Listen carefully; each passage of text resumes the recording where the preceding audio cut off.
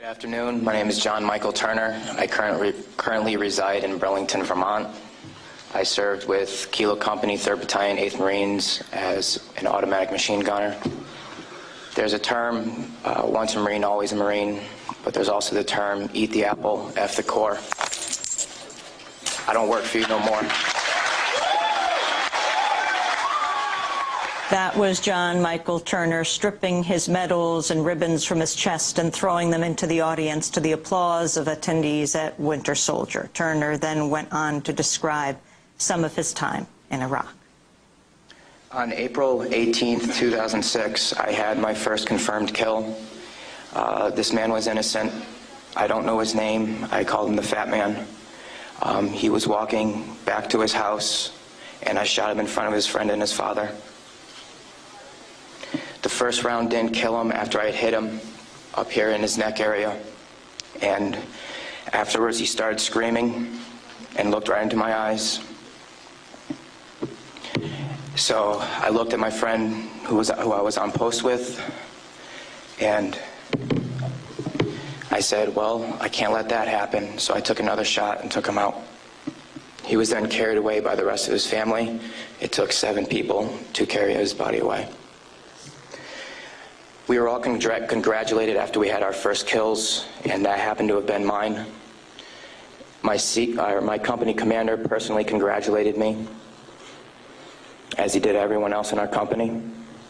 This is the same individual who had stated that whoever gets their first kill by stabbing them to death will get a 4-day pass when we return from Iraq.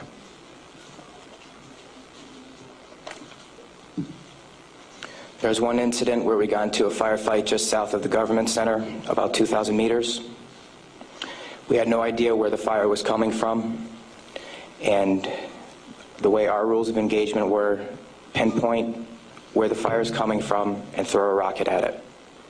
So with that being said, we still didn't know where the fire was coming from, and an 84mm rocket was shot into a house. I do not know if there was anyone in it. We do not know if that's where the fire was coming from, but that's what was done. Please go to the next image.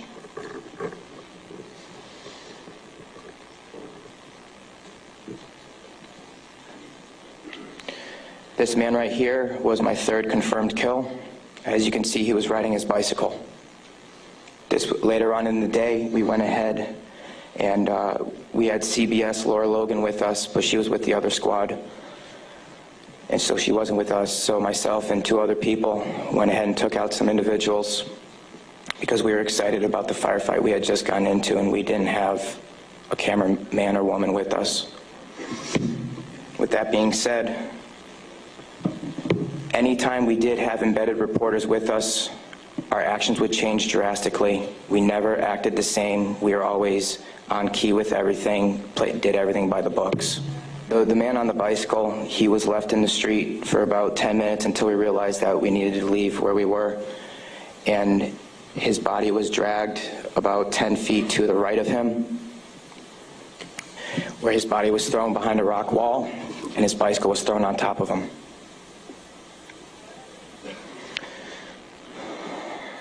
Another thing that we used to do a lot was recon by fire, where we would go ahead and try to start a firefight if we felt threatened in any way, shape, or form.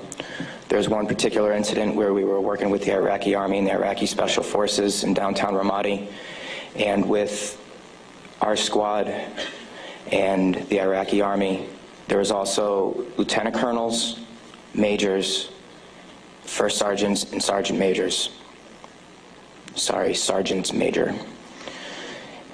With that being said, the Iraqi Army would go into the house, kick in the doors, and then go ahead and shoot. And there were loud bursts of machine gun fire. We thought we were taking fire, but then we later found out that it was them.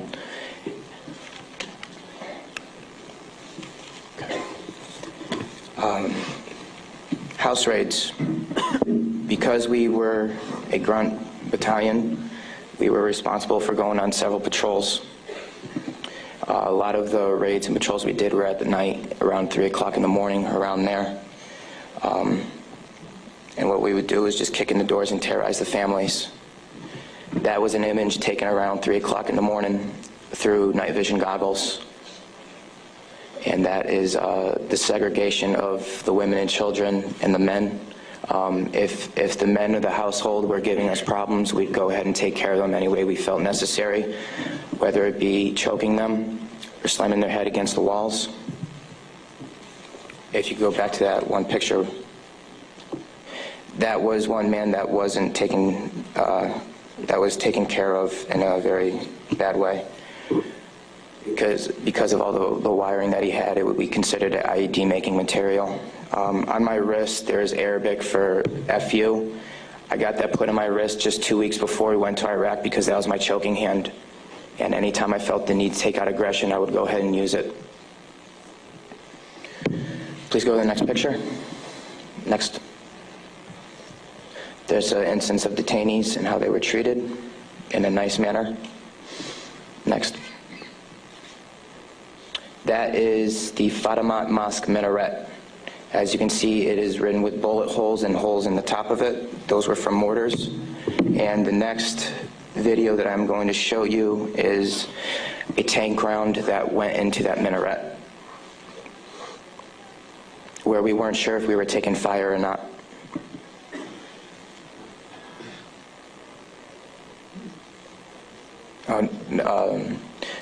I'll talk about this one. This is after one of the guys in a weapons company had gotten shot. This is a way that we would take out our aggression. For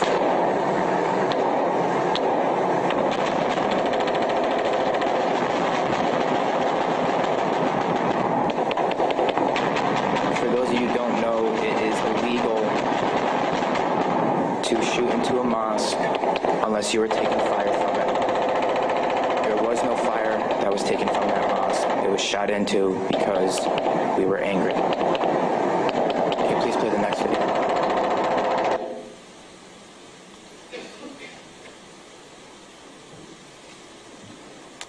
We are on ice cream, trying to suppress the blue and white minaret named Fatimat al-Zahra. Hell raiser, hell raiser. Go ahead and take another tank around that building over, at that mosque door.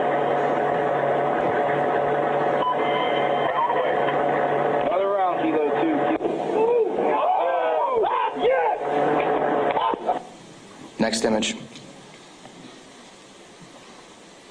That, okay. With that being said, there's many more stories and incidents for me to talk about, although we don't have the time to. But this just goes to show you that that was the after effect of the tank round. This just goes to show you that everyone sitting up here has these stories. And there's been over 1 million troops that have gone in and out of Iraq. So the possibilities are endless. Next image, please. The reason I am doing this today is not only for myself and for the rest of society to hear, but it's for all those who can't be here to talk about the things that we went through, talk about the things that we did. Next image.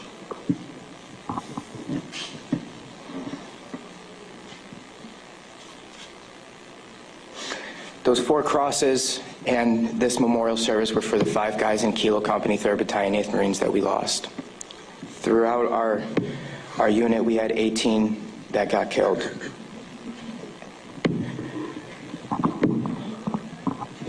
With that being said, that is my testimony. I just want to say that I am sorry for the hate and destruction that I've inflicted on innocent people. And I'm sorry for the hate and destruction that others have inflicted on innocent people. At one point, it was okay, but reality has shown that it is not, and that this is happening, and that until people hear about what is going on with this war, it will continue to happen and people will continue to die. I am sorry for the things that I did. I am no longer the monster that I once was. Thank you. Former Marine John Michael Turner fought with the 3rd Battalion, 8th Marines. The videos and photos the soldiers showed can be seen at our website, democracynow.org. This is